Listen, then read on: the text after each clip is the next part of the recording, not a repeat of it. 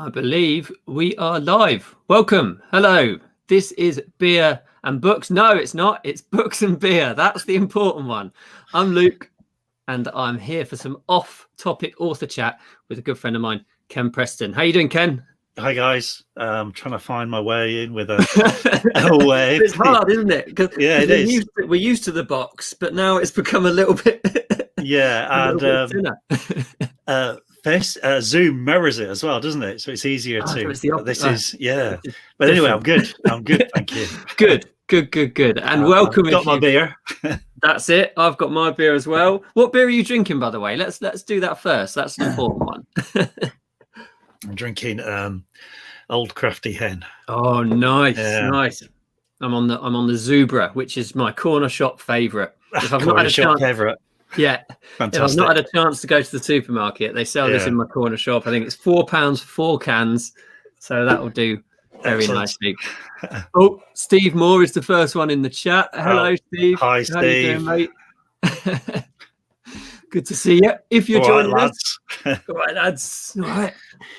If you're joining us and fancy saying hello, do drop a comment in the chat comments box. This is streaming in multiple different places, so all around the world. Other people, that's it, all around the world, loads of countries, loads of continents, and you might not see other people's comments, but we will see them and we'll feed them back and that sort of thing. So yeah. So Ken, tell us a little bit. Your main man, Joe Coffin. Tell us a little bit about him. If someone's never heard of your books before, how would you describe them?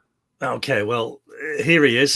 There he is. There he is, holding the chainsaw.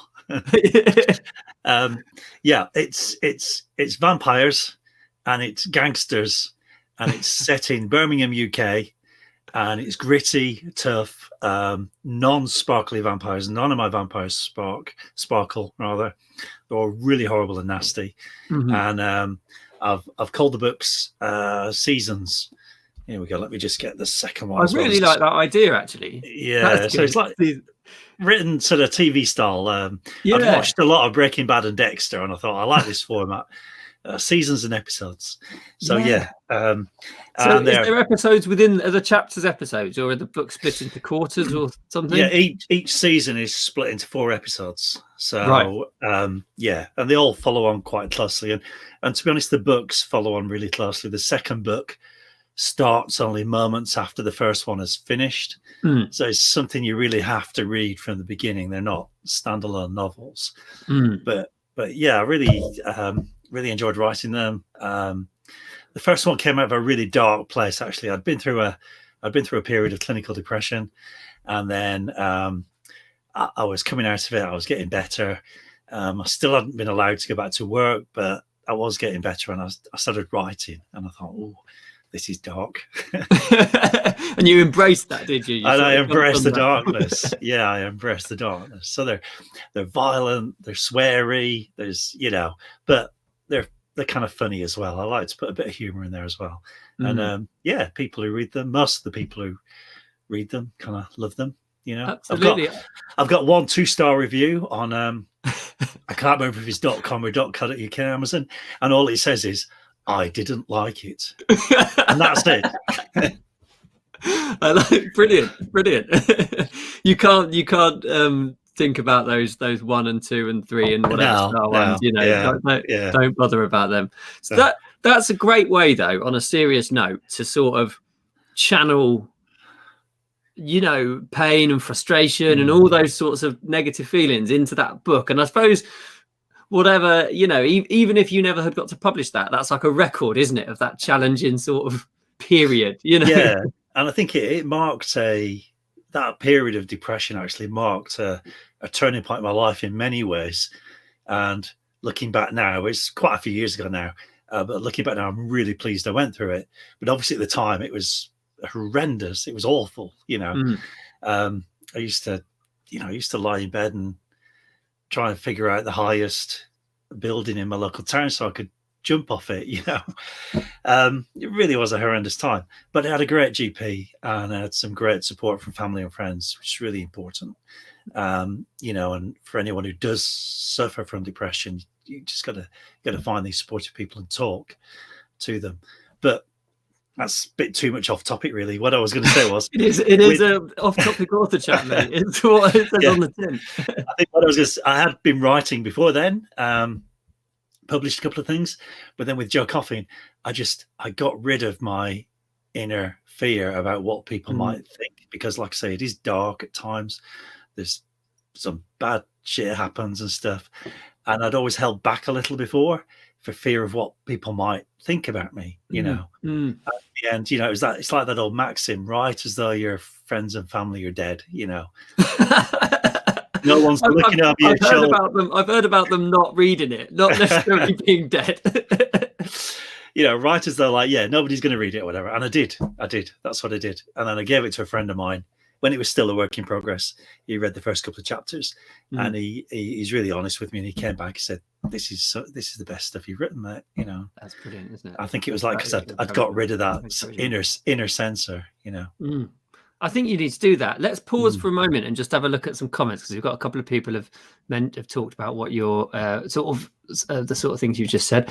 Alison just says hello, Alison. Thank you for popping in. Thank you for joining us. Steve Taylor, good friend of both of ours. Evening all. How are you, mate? What are you cooking tonight, Steve? He normally pops in when he's. Is he a cook? He made sausage casserole last week, if memory serves.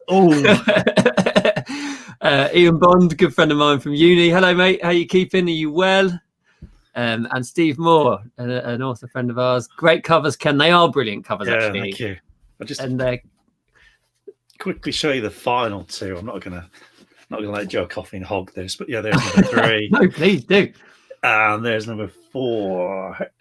So now you've run out of primary colours. What do you go for next? Well, the latest one, yeah, that's right. The latest one is out as an ebook, but not as a paperback yet, and that's black and white. We went for black and white for that one. Oh, nice. Yeah. And Steve says that he loves you. I love you too, Steve. Love you, Ken. Oh, that's it. What a guy. Stephen Taylor, don't believe it's sausages again. I don't believe it's sausages again. I do cook other stuff. Why do you need to cook other things than sausages? Wednesday. You know, Sausage Wednesday. Yeah. In fact, Stephen Taylor's joining me on this chat in 2 weeks' time. 2 weeks today. Yeah. And I wonder if he'll manage to keep the sausage theme going right the way through. Yeah. I feel like we're entering Carry On territory here. Absolutely. Yeah. Tell me about your T-shirt, Ken. Yeah, the T-shirt. I just I have some merch in my store, and this is the first 3 Joe Coffin books, obviously. So yeah, it's just the chainsaw and the hook and on the third one. The dog. Everybody thinks it's a wolf, but it's a dog. it's a vampire dog. Oh, a vampire dog. Nice. Yeah, vampire dog. And somewhere, it's out of reach. I've got a cup as well, a mug, which I've done. And a mouse mat, which you told me. And a mouse mat. Yeah. I have to say, Ken, and mouse mat. Defend or agree with me in the comments here. I teased Ken mercilessly a couple of weeks ago because of a mouse mat, saying that people haven't owned mouse mats since you had the 3-button mouse back in. But they do. They do. And then a few people rallied round on the group call we were in and said, "No, I've got one. I've got a mouse mat." I still stick by the fact that I haven't used a mouse mat since I had a 3-button mouse. But yeah, we'll see. Are you like Tom Cruise in Minority Report? You know, you're just pulling things out of the screen. I would love for that to be the way. Yeah. You know, although I think a lot of people have got into this dictation thing, writing just by shouting at the computer. Maybe that's where I went wrong, because I was shouting at the computer. But I've never managed to make that work, and I've loved the idea of that. You know. Yeah, I've tried that a few times, and it just comes out completely garbled. Yeah. Have you got all these things around your house, like the Alexa boxes that you say, turn the lights off, turn the lights on? No, I don't have Alexa, actually. No, same. Maybe that's like the first step, is to get Alexa to do simple things like, lights on and off and whatever. My beautiful, lovely wife bought me this for Christmas. Oh, is it like a pad for writing to the computer? It is, yeah. Oh, fantastic. So, you can upload PDFs to it. So I uploaded this PDF and I've written all over it as though it's a print copy. That is so clever. And then you put that on your computer and it appears as a... You can put it on the computer. Yeah, you can write on a blank sheet and you can it converts it to text for you. It's so clever. And it does a reasonably good job, actually, because my writing's terrible. Yeah, so it's awful. And it does a pretty good job with my handwriting. So that's brilliant. What a great present. Yeah, I'm using that all the time. Yeah. Right. Alison says, Joe and the Vampires with Attitudes. I love Joe and the Vampires with Attitudes. Excellent. Good stuff. And Steve Moore, is lowering the tone as we'd expect from him, saying that Taylor loves the Sausage Fest. Sausage Fest, yes. Who are a matron. Absolutely, yeah. But do you want to see my dark side? Yes, definitely. My real dark side. I write romance as well.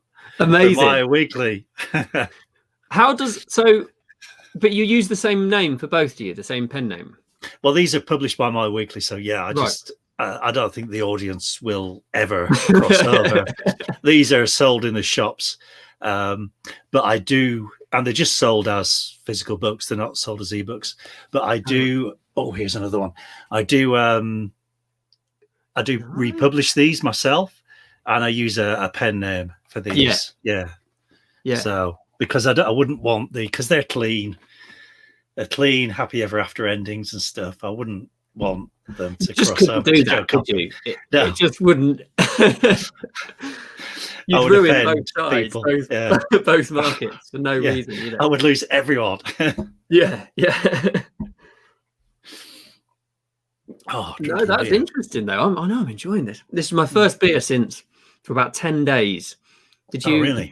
Yeah, I went and had a few beers with a friend of mine a couple of days ago, virtually, and we drank a lot, and I just haven't had one since, and that was that.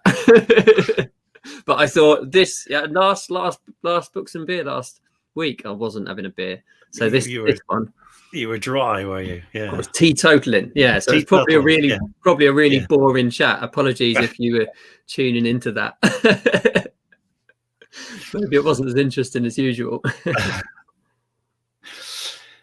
But so I write the romance as well as the horror stuff, and it's kind of like two different mindsets, have to get into like the romance or thriller ones, so there's a bit of bit of edge to them. Yeah, not edge maybe, but I was going to say action, but that would be the wrong term because they are clean. But yeah, I think they're sold to elderly ladies, elderly church wardens, probably, or something. So that's you can't have any swearing in them or anything, and there's got to be a happy ending at the end of it all. So so that's interesting. So you get like a brief, like a structure that they ask you to sort of write to in some way. There's a PDF online. It just tells you everything, what you can include, what you can't include, and what they're looking for as well. So it's like writing to a template, really, which has its own challenges, and can be fun to do as well. But I much prefer the darker sort of Joe Coffin. So when you now in these later Joe Coffin books, do you just sort of sit at the computer and bleed, as Hemingway would say, or do you pre-plan and think about where it's going to go beforehand? No, mostly I've followed the Stephen King method of just sitting down and starting writing. Discovering, which has led me into some terrible dead ends and blind alleyways and, all sorts of places. Curse you, Stephen King,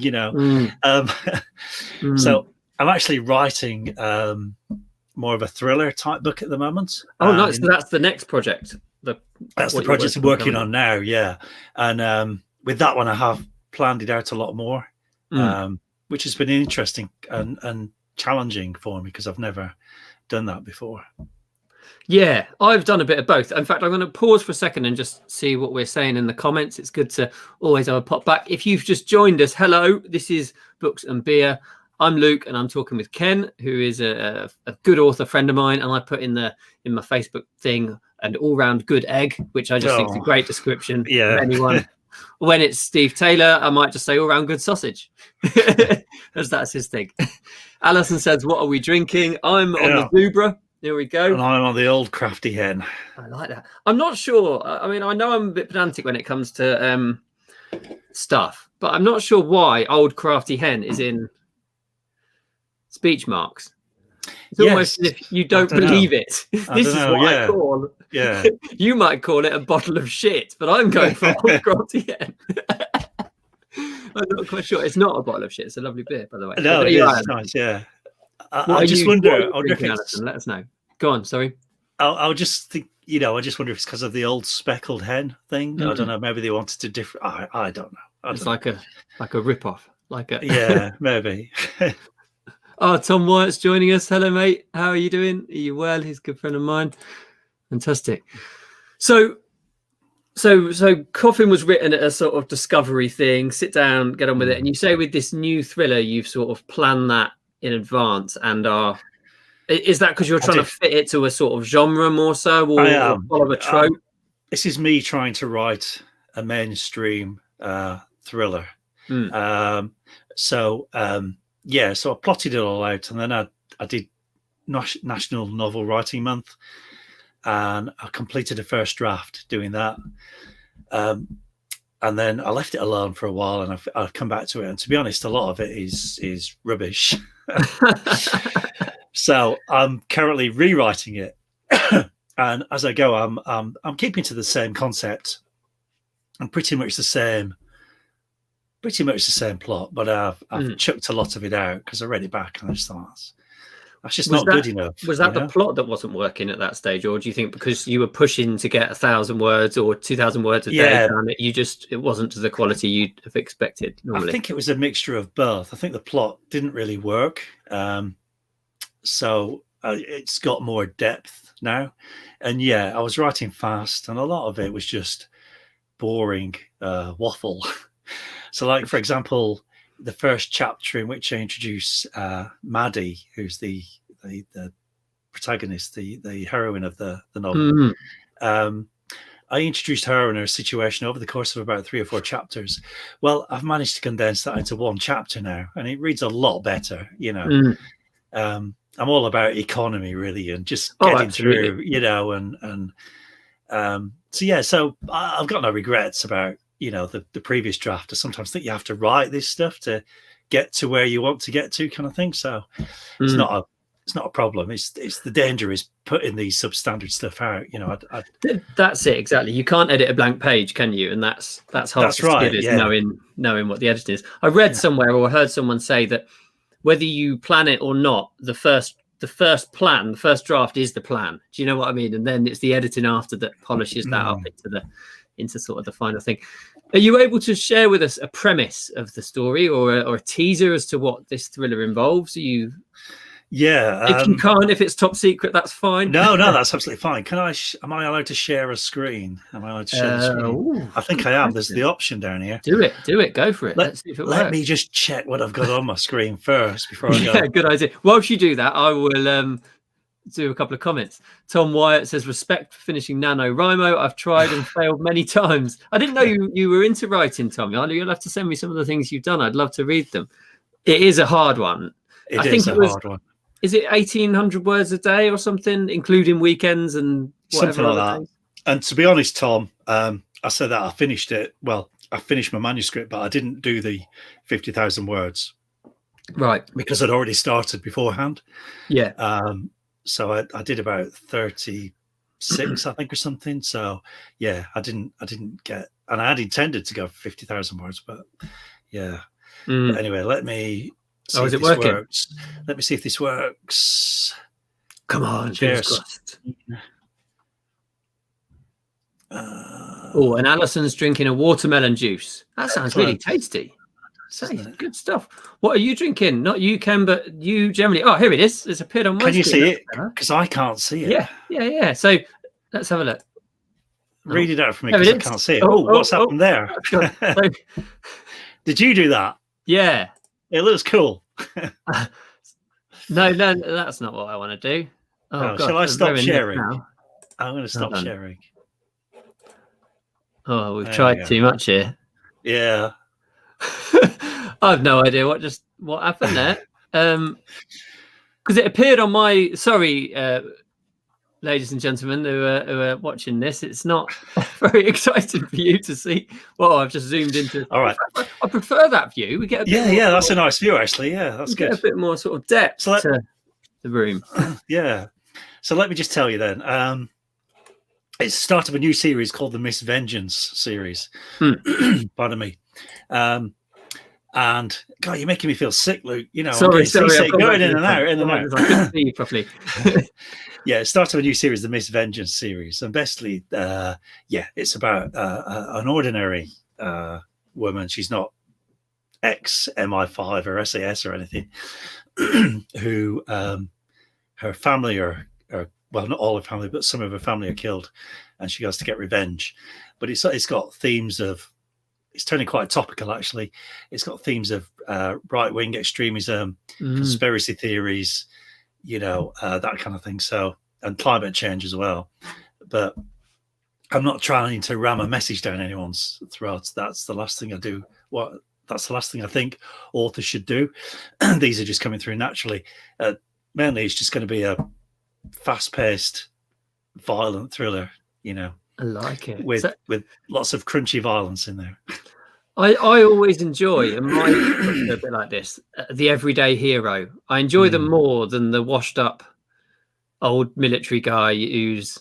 Do you know what I mean? I think the idea that anyone could do that under pressure is quite a powerful one. Yeah, there's a scene I've written in where she's being held with two of her children. She's being held captive in a house, a terraced house in London. And she manages to kill all these guys in various ways, but just out of desperation. This is quite early on in the novel, before she even really knows what's going on or anything, but just out of sheer desperation, because she knows that they are going to kill her and her kids at some point, and there's a scene with a blocked toilet and it gets a bit horrible. So there's a bit of the Joe-copping in there, a bit of the gruesome, a little bit. Vampires, but there's some of the slightly gruesome violence, and so I'm enjoying writing it, despite the fact that I'm now on the big second draft where I'm chucking loads of it out and rewriting it. It's pleasing though, isn't it, Luke? When it starts to come together and you're thinking, actually, this isn't so bad after all. The bit I love, and I imagine you know this as well, is when you read a bit and you almost forget that it was you who wrote it. You're almost into the story. If you come back after a couple of days, or you get to the end and you start at the bebeginning again, it's been so long since you were at the beginning last time. When you read those words, you're like, oh yeah, this is great. And then you sort of, you just flow with it. And that for me is like a magical moment where I think actually this is quite near to being ready. Yeah. Because you just want to do the best, don't you? You want to put your best stuff out there, and it's not going to be perfect, and maybe it could always be better. But I think if you're going after perfection, then you'd never release anything, would you? You'd never put anything out there because nothing's ever perfect. But you want it to be the best you can make it. And it's a hard one, isn't it? Because I feel like I am a bit of a perfectionist in one sense, and I think actually publishing for the last 18 months has sort of it showed me that yes, you need to be a perfectionist, but also, as you've said, it's never going to be perfect, and there has to be a point where you go, all right, I want to write another story now, and people have read this one and they've enjoyed it, and that's fine. You know what I mean? So that's right. I know exactly what you mean. Let's just have a look at some of these comments. Steve, I can't see the comments anymore now. So. Oh, sorry. Is that me? Oh no, that's right. It's me. Yeah, I put it on full. Got you. Oh, I know what you've done. Yeah. Steve says, so 1,666 per day for 30 days is 50,000, which is the same as the Great Gatsby. That's the theory. Yes. There you go. Excellent. I think, do you know what? When I'm writing, I'm about to start writing my next novel, Riga, which will be the one following New York. And I've planned it. I finished the plan yesterday, and I'm waiting to get a couple of projects finished. And then I'm going to, for this one, what I want to do is sit down and have that as my only task, because quite often for the last few novels, I've picked them up, gone and done something, done a bit, done a couple of weeks, stopped. Do you know what I mean? It's been a bit. I know exactly what you mean. Yeah, and I'm like that as well. Yeah, so this time I want to try and see if I can get into a real flow and just really enjoy that first draft. So I'm going to see, like, if I can do, I think I could do over 2,000 words a day. I won't do weekends though, and I probably wouldn't even do 5 days a week. I'd probably do 4 days a week, or maybe, yeah. Anyway, we'll see how maybe it goes. 3, possibly maybe 2. Yeah. I might just the one. sit at the computer a little while and see what happens. Darren says, yes, 2 of my favourites. How are you, mate? Darren, you sweetie pie. See ya. And Tom Wyatt says, I used to write fiction a while ago. I had a job in journalism before studying film at uni, thinking of getting back into it since there's not much to shoot at the moment. Yes, I think you've got a good time to practice your writing craft if you're a sort of budding writer, particularly if you're lucky enough or unlucky enough to have a job that is furloughing you, or has been your hours have been knocked down, or whatever the situation might be. You know, you've got a sort of a golden opportunity there. Because go on, Ken. Sorry, I was going to say, Tom. You say you studied film at uni. Was that film theory or film criticism? Or, I mean, I'm asking because I love films. I've never studied them. I wish I kind of had, but I love films. I've got 2 sons aged 14 and 17. And I'm currently showing them Alfred Hitchcock's back catalogue. And then we watched Aliens at the weekend as well, and they loved it. And I've been showing them Martin Scorsese films as well, you know, and I just love movies. I do as well. And I feel a little bit in recent years that I've got out of the habit of really enjoying films. Yeah. You know what I mean?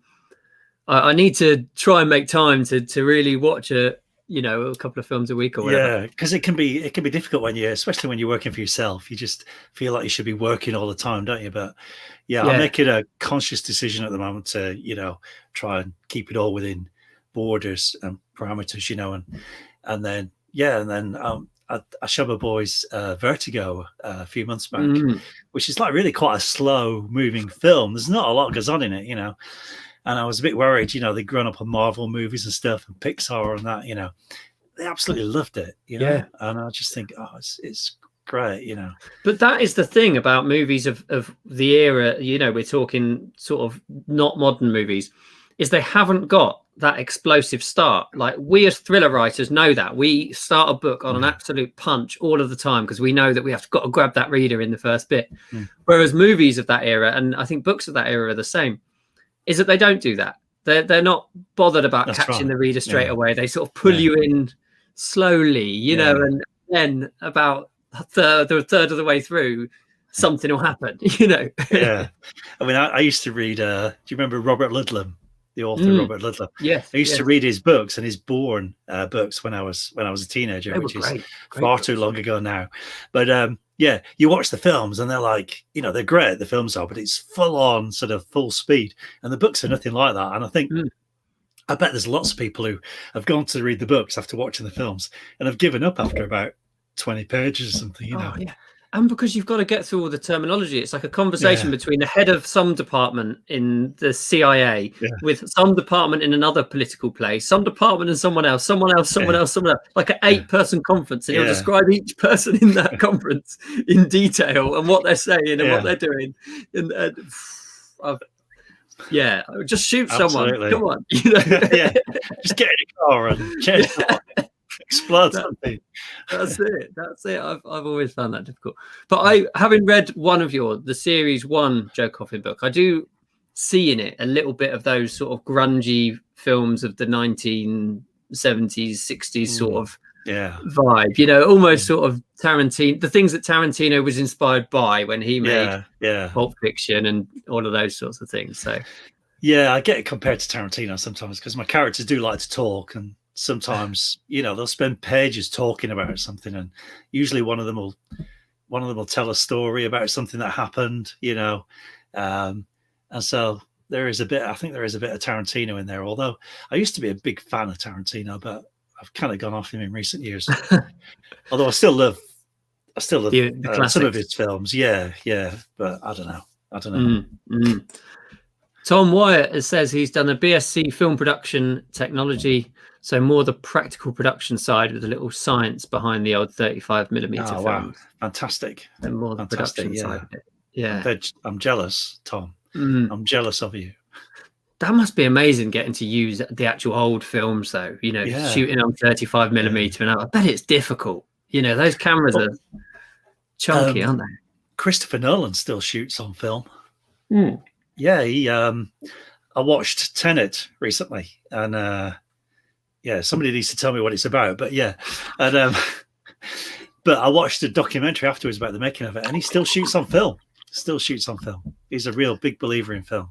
That's got to be. I mean, I suppose it must just be massively. This is a bit of a nerdy conversation. It is really, isn't it? Yeah. At all. Apologies. It's got to be a real cost in terms of time and in terms of resources to do that. He must have a lot of respect from the Hollywood studios, because I imagine that, I can imagine if somebody else turned and says, "Yeah, I want to shoot it on film," they'll just, get out of here, Use your iPhone. Yeah. That's it. No, that's really, really good point. So, yeah, I'm interested to see how these new books sort of bring how you sort of develop the new books from the the new series from the older one. What's your plan with releasing this? Are you going to do one and release it, or are you going to save them up for a bit? What's the No, I think I'm going to release them individually, but I'm going to try and write them pretty fast. I'm going to put my head down. Once I've finished this first one, the next thing I've got to do is go back to Joe Coffin, and just because the last book I've released it in 2 halves, which I won't bore you with why. Well, whatever, but I won't bore you with why. But I ended up, and I've got a lot of the second part written, but I'm just holding it back because it's not ready. I've really struggled with this last one, actually. But as soon as I finish that, because I've promised it to everyone in the back of the last book, I put the next one's out in March 2021. So I've got to deliver, basically, or else I'll upset lots of people. So finish that one off and then go back to the Miss Vengeance books. Just get them done as fast as possible, and I'm going to try and get another My Weekly Romance in there at some point as well. So lots of lots of writing. It is, isn't it? And I find it amazing how much time this can take. Do you know? And how quickly the time can go. This morning, as an example, I sat on my computer at sort of 9 o'clock, and then looked up and it was 2, and I'd got a lot done, but the time had just gone. You know. I know it's terrifying, really. Yeah. Do you have like a routine that you stick to, writing at a certain time, or do you have a particular? I've started that this year because 2020 was terrible for me, really. I was all over the place. I think the pandemic had a lot to do with that in terms of my mental state. Well, and your boys would have been at home as well, I suppose. So my boys were at home. My wife was working from home. It was, my eldest, he's got a drum kit, an electric guitar, and a huge, massive amp. I mean, it's a beast. It really is. Sounds restful. he's studying music, so he's got electric guitar, he's got the bass, like I say, he's got the drum kit, and I'm not going to stop him, because I'm not going to say to him, look, can you be quiet, please? Because I want him to flourish, So but more importantly than that, this year, like you were saying earlier, Luke, I've decided to set myself a routine, just work on one thing at a time. So I generally get to work about 8. So from 8 in the morning till 2 in the afternoon is just writing time. And if I'm sat staring into space, mulling ideas over, well, so be it, but it's not social media time or anything like that. It's just purely for thinking and writing about the story. And then from 2 onwards, I do the other stuff, and it's working out really well. I mean, I've written about 7,000 words so far this week, so that's really good, isn't it? I'm really pleased with that. Yeah. Oh, well, Alison said a couple of things. She says, first of all, she loves taking photos with their camera and film. Love using the darkroom to develop them rather than digital. I think that's coming back, actually. The trend that of people. I've seen a few more people with the old camera, when you wind it on and all of that thing. I think actually I did an A-level in photography and I did love it, but practically it's rubbish. if I was going on holiday or taking pictures on a day out, there's no way I'd want to take my SLR there and, you know, yeah, why not? Rinse No, 4 it's films, great. you know, taking pictures of the beach or whatever. I'll tell you what, you know, I once went on a holiday with my wife, she's girlfriend at the time, and some friends of ours. There was about 8 of us, I think. And while I was on holiday, I made a pinhole camera, and I converted the bathroom into a dark room. I wasn't very popular.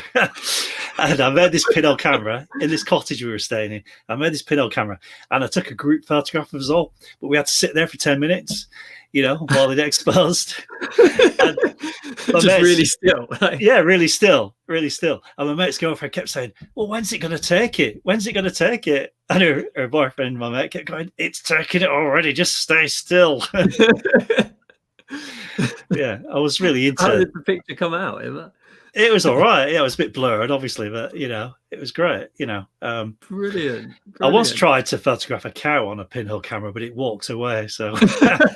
I think maybe like scenery is probably your best bet on buildings. Yeah. Things that don't move.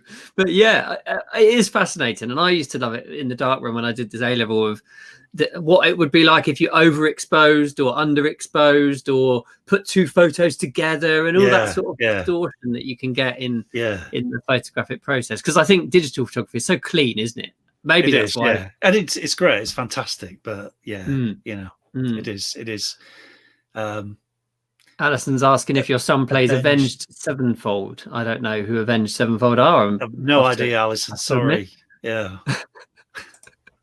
Steve Moore is mind in the gutter as normal. I'm not even going to read that one out. I'm just going to leave it there on the screen.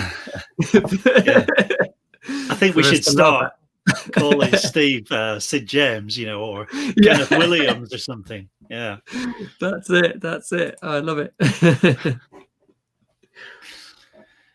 But yeah, it's picture quality is really interesting. And that thing about, and I'm getting really nerdy again, so stop me, Luke. But that thing of Christopher Nolan wanting to shoot on film is fantastic. But then obviously it just gets digitized because films are shown digitally now and we see films digitally. So there's that thing of, does it really matter if he shoots on film or not? Because it becomes digital anyway. I don't know. Do you think there's an element of this in your writing or our writing in that you can over edit a book? You know, you can lose the joy of the process for one. You can lose like the rawness and the organic beauty of that book that you've written because you've sort of overthought about it. I think so. I mean, I think every author alive has probably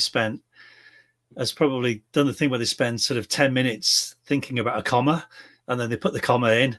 And then 10 minutes later, they take it back out again. You know, when you've got to that stage, it's like it's time to publish. You know. Yeah. That's it. So yeah, I think again, it's that thing of seeking perfection. When you know, at the end of the day, there's nothing wrong with good enough kind of thing, as long as it is good enough. You take pride in it and stuff. But yeah, you're never going to get to perfection ever. I mean, I think if you talk on a story level, you could be going for ages, couldn't you? There is clearly right and wrong in terms of capital letters and full stops and those sorts of grammatical things that you can put it through a digital system and it will sort it all out. But you know, you're right. Like, is this bit action packed enough? Is this bit this enough or that enough? Whatever it could be really difficult. Yeah. Every time I see you take a drink, I have to take one as well. I know. I've done my first Zuba. I have got a second if we need it. There's an emergency Zuba. No, I've only got the one drink. Oh no! Oh, you're all right though. It's got more than there's only whatever. How much you get on these? What does Steve say? I wouldn't want to let you guys down in your high expectations of me. Yeah, that's it. We can always depend on you, Steve. That's it. To bring it down for us. Thank you. Bring it down. Yeah. It must be an interesting decision though, because I've obviously written my one series and I've written working on this other series with Steve, got a brain Steve there. And so I'm sort of doing them concurrently, but you've decided to stop one and move on to the other, or are you doing this as an addition to the Joe Coffin books?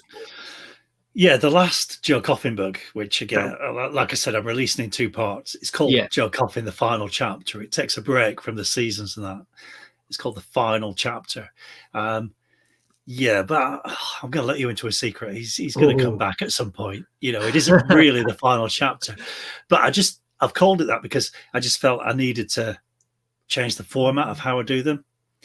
And they've all been set just in Birmingham, and I'm not sure yet what I'm going to do, but there's going to be Joe Coffin's going to come back, but there's going to be a different, I don't know, different way. A different way.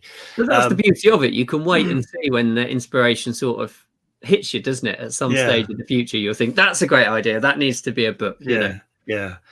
But I'm really excited about the new book I'm writing on the new series, and I think a bit like yourself, Luke. I mean, maybe subconsciously, maybe I got the idea from you, but I am going to be setting all the books in different cities. Oh, nice. So this one's the first one's set in London. It's called Reckoning. And it's the Miss Vengeance series, so they're all synonyms of vengeance, really. So the next one's going to be called Justice, and things like that. But they are going to be set in different cities, and there is a reason for it as well. It's not just like I'm slavishly copying you, but there is a reason, a plot reason behind it all. But so we'll see how it goes. So do you have an end game in mind then? Do you have a final destination? Like, is there a character arc that concludes in your, not that I won't ask you what that is, but is that there in your mind? I've got a destination in mind for the first book, and that character arc for the first book.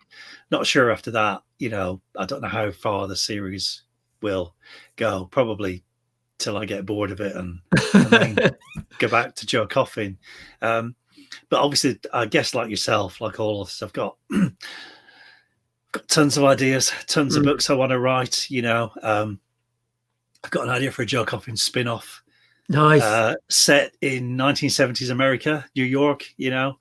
I've got other ideas. I've got an idea about a story about a lion on the loose in Birmingham in the Victorian era, which is actually really happened. This one of the based on a true story, but that might be something I pitch to a traditional publisher rather than self-publish.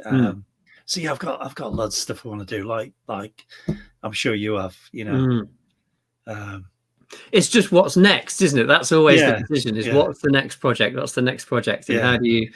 And you can quite easily find them just stacking up in your mind. I've got to do this now and this now and so on and so forth. It's a hard one. It's a hard one to decide. It is, yeah. And at the moment, my next project has got to be the one that makes me a bit more money, because there is a commercial element. But it's also a commercial element in terms of not just paying the bills, but you want people to read it. You want it to be a commercial success, because the validation is not just in them them paying you money, but it's in them going, this is exactly the sort of book I want to read. And it's fantastic getting emails from readers, when they say how much they've enjoyed it. That's brilliant. I've had emails from readers saying this book was rubbish as well, but really? only a couple. Mainly it's people who appreciate it said, this is great, I love this, which is really nice. That's it.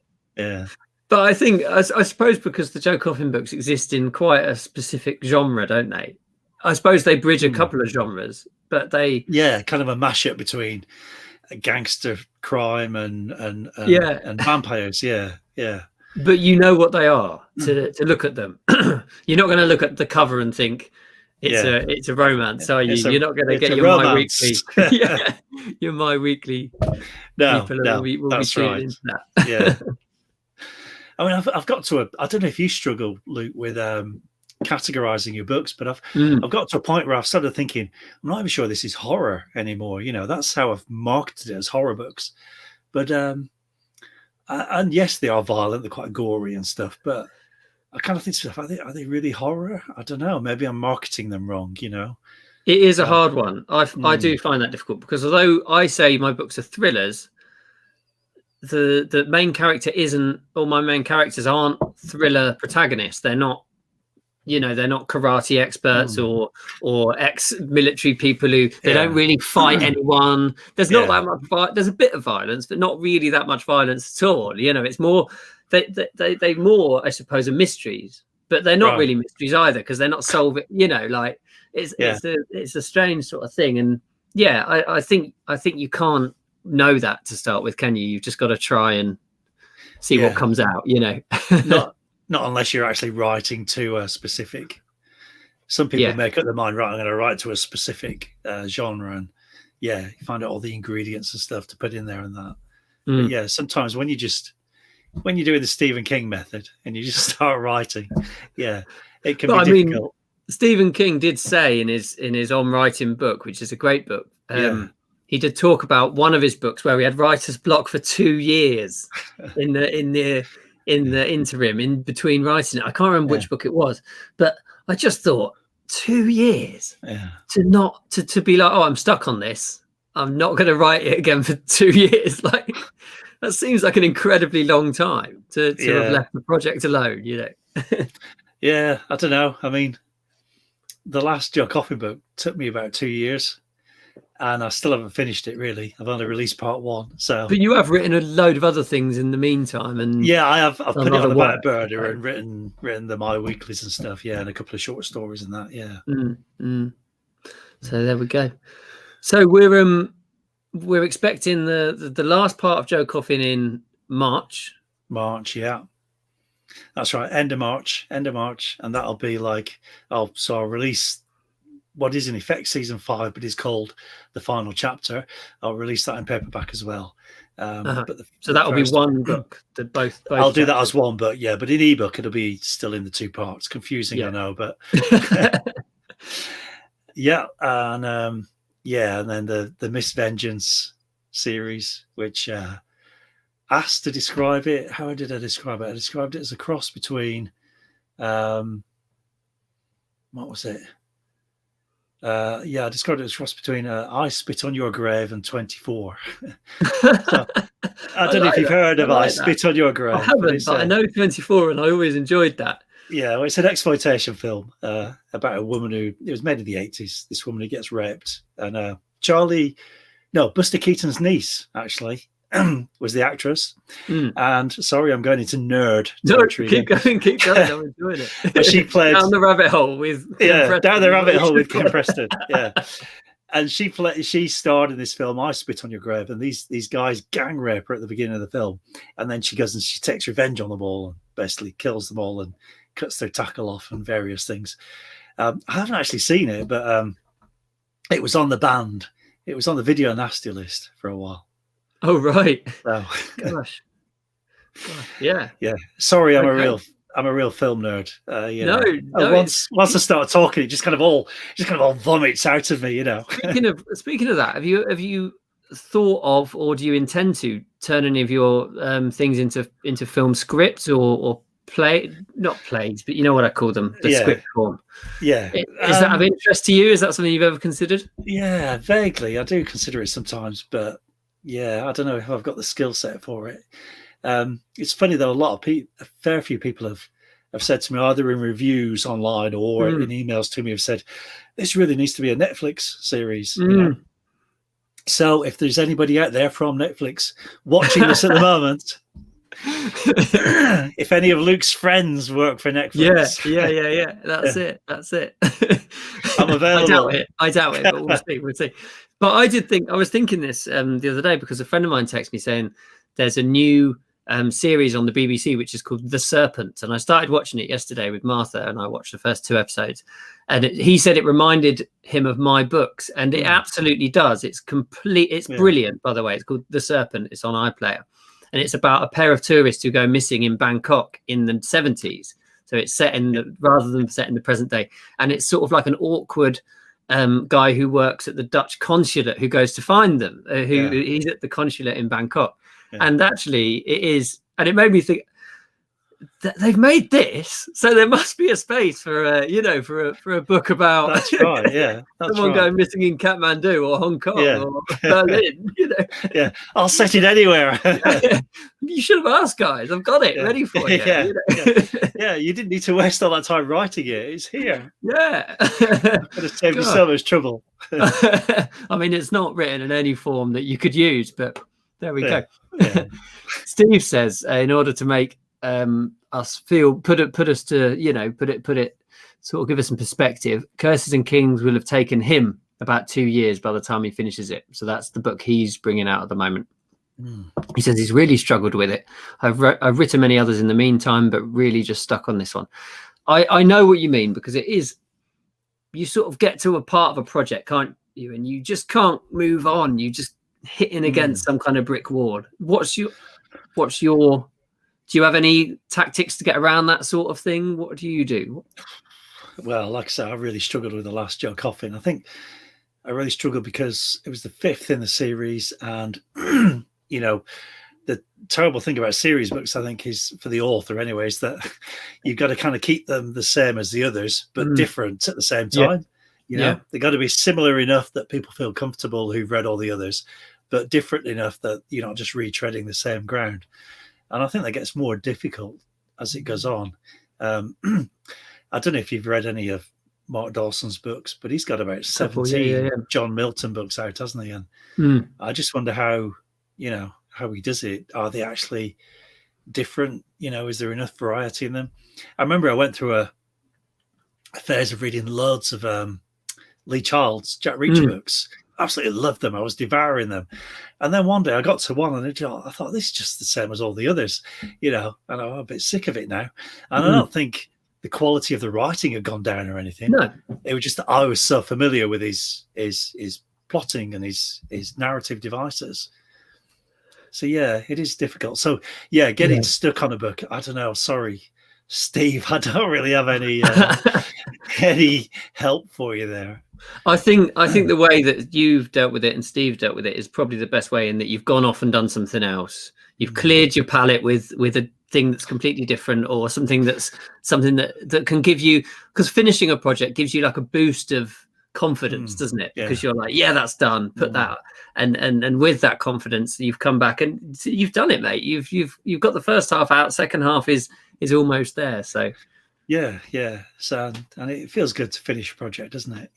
I don't know about you, Luke, but before I started publishing, I would start so many books and not finish them, start writing so many books and not finish them, and I abandoned so many projects. I think my mantra these days is finish what you start, exactly. That's a good way to be.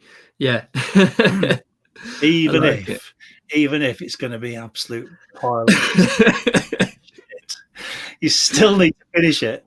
Would you mean get to the first end of the first draft when you say finish it? Yeah. Because I used to have a rule when I did my first couple of books, which was I wasn't allowed to look backwards. I'd start I start the day, and on the top of the screen here would be like the last sentence from the last day, or the last couple of sentences, and I wouldn't go up, because once you go up, you start tearing it apart and questioning. You just read that last couple of sentences, and then bang, you're in, and off you go. And then when you get to the end, you can start looking back through.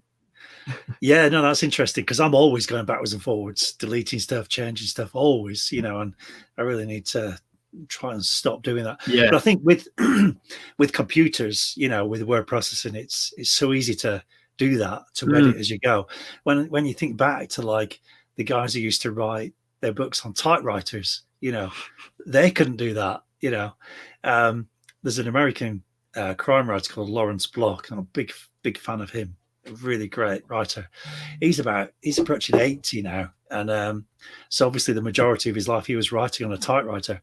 And he said that he used to buy the most expensive typewriter paper that he could find, so that he wouldn't waste it.